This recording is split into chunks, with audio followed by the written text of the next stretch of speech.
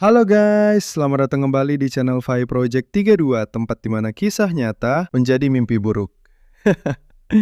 Baiklah, nggak usah berlama-lama lagi, kita langsung masuk ke ceritanya.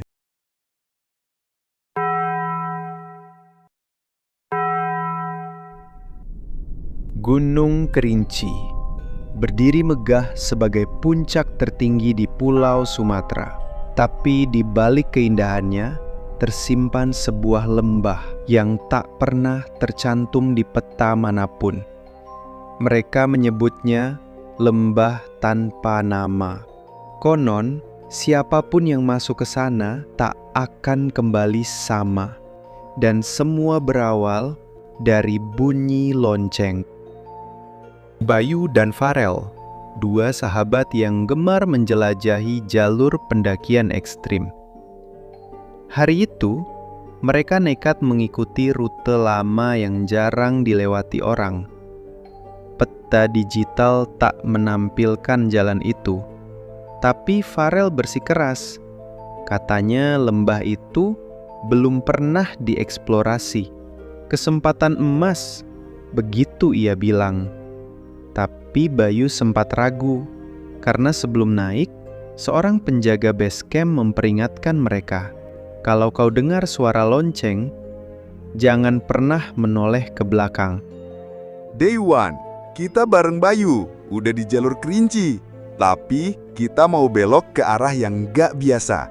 Katanya sih ada lembah tersembunyi yang belum pernah dijamah. Farel, nekat banget. Tadi penjaga base camp sempat nyuruh kita hindari area utara. Tapi Farel malah makin penasaran. Hari berganti malam, mereka mendirikan tenda di pinggir jurang. Sunyi. Hanya suara hutan dan angin malam. Tiba-tiba, Bayu mendengar bunyi aneh.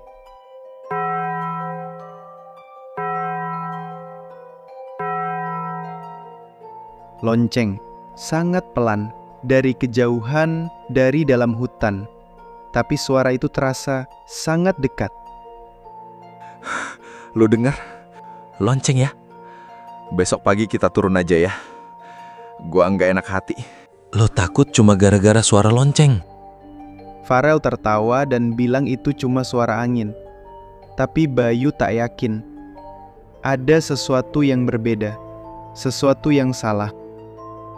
Pagi berikutnya, jalur pendakian menghilang. Jejak mereka lenyap begitu saja. GPS tidak berfungsi, kompas berputar tak tentu arah. Seolah mereka tidak lagi berada di tempat yang sama. Bayu mulai panik, tapi Farel masih mencoba tenang. Gue udah muterin tempat ini 2 kali, Rel. Jalurnya hilang. Nggak mungkin. Kita cuma nyasar, kan? Hingga suara lonceng itu kembali terdengar. Lebih jelas, lebih dekat. Dan kali ini disusul oleh sesuatu di balik pepohonan. Sosok tinggi, kurus, tergantung di udara. Wajahnya tidak ada. Dan di lehernya tergantung lonceng kecil yang berayun pelan. Malam itu Bayu bermimpi aneh. Ia melihat Farel berdiri di tepi jurang, menatap kosong ke bawah. Wajahnya pucat dan ia terus membisikkan sesuatu. Turunlah. Dia menunggu. Bunyi lonceng adalah panggilan. Bayu terbangun, keringat dingin membasahi tubuhnya.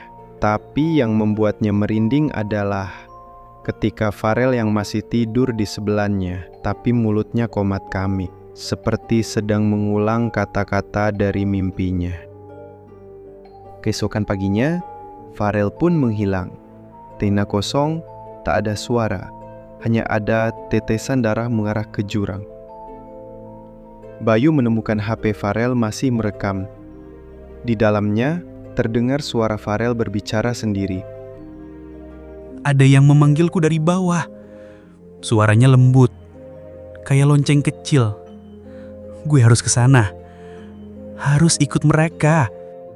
Rekaman itu diakhiri oleh jeritan dan kemudian sunyi. Bayu mencoba kabur, tapi lembah itu seperti berubah bentuk. Jalurnya terus memutar, dan kabut mulai turun, menutup semua arah. Saat itulah, ia melihat sosok berjubah berdiri di tengah kabut. Wajahnya putih, kosong, tanpa mata. Tangannya menggenggam tongkat, dengan lonceng menggantung di ujungnya. Lalu, ia berkata, Satu telah memanggil, satu harus tinggal. Bayu tak mengerti, tapi sebelum ia sempat lari, semuanya gelap. Bayu ditemukan 3 hari kemudian, tersungkur di dekat pos pendakian. Masih hidup, tapi tak pernah bicara lagi. Keluarganya bingung, dokter bilang ia trauma berat, tapi mereka tak tahu. Setiap malam, dari dalam kamarnya, terdengar bunyi aneh. Lonceng kecil berbunyi sendiri, tanpa henti. Dan satu hal lagi, dalam tas Bayu ditemukan lonceng tua berkarat. Benda itu tidak pernah mereka bawa. Sejak saat itu, mitos tentang lembah tanpa nama kembali muncul. Beberapa pendaki bersumpah mendengar lonceng di malam hari. Beberapa tak pernah kembali. Dan satu hal yang pasti, kalau kau mendengar bunyi lonceng, jangan pernah menoleh, karena mungkin lembah itu sedang memanggil namamu.